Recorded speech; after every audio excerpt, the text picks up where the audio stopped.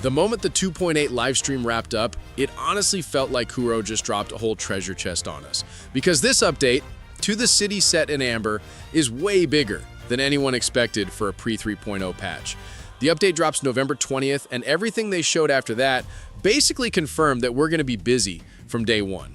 All the time steps are down in the description if you want to skip ahead to your favorite part. And if you haven't already, make sure to join the Discord. But with that said, let's get into it. The biggest narrative reveal came right away with two major main story chapters: Stagnant Dawn on Wastelands and Flowing Starlight in the Iris, both centered heavily around Chisa, the new 5-star Resonator who immediately becomes the main focal point of this update. To match Chisa's debut, the livestream pulled us straight into the brand new Chronorith Metropolis, also known as Honami City, a massive neon-soaked, time-looped region sealed inside a sonarosphere thanks to the Lament. They showed flooded highways, swallowed by vegetation, towering abandoned skyscrapers glowing with broken signage, and smaller spaces like Chisa's hidden cafe at Honami Crossing that make the whole city feel lived in despite the distortion.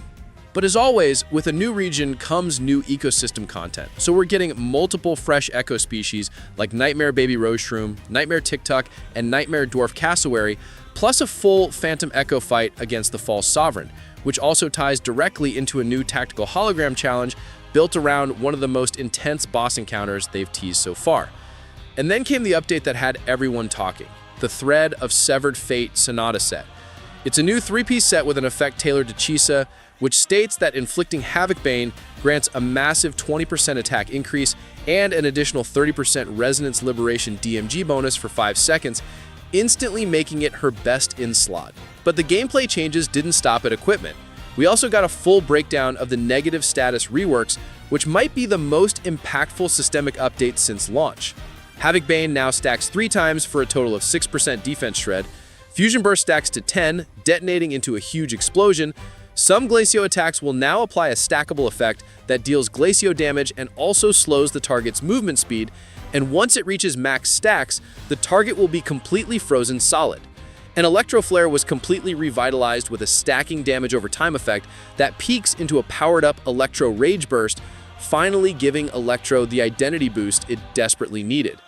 After the combat systems, the livestream shifted into a rapid-fire section of quality-of-life improvements, and honestly, this might be the patch where the game starts feeling genuinely smoother to play day-to-day.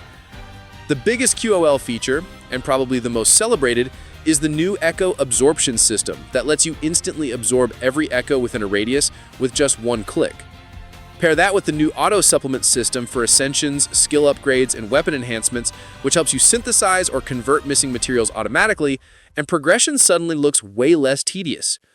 They reorganized the entire guidebook UI for faster navigation, revamped tactical hologram restarts so you re-enter with full stamina, replaced the old cancel button with a proper restart option, introduced a mute when-in background toggle for PC, and even pushed several performance upgrades like reduced ray tracing GPU load, global illumination improvements, and DFAO support on high-end hardware.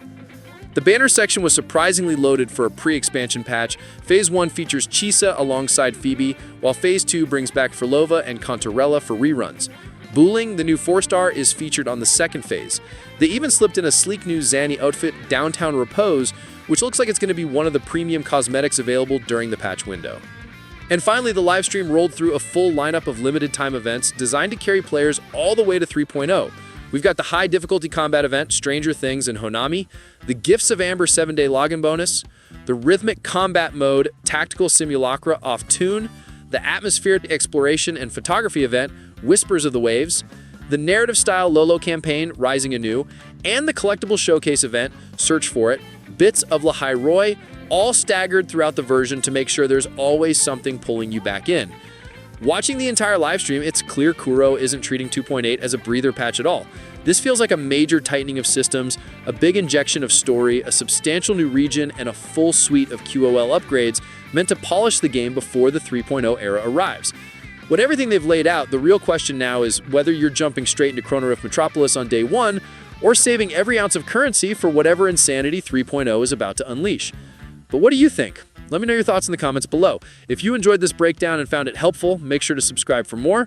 Thanks for watching, take care, and I'll catch you in the next one. Peace.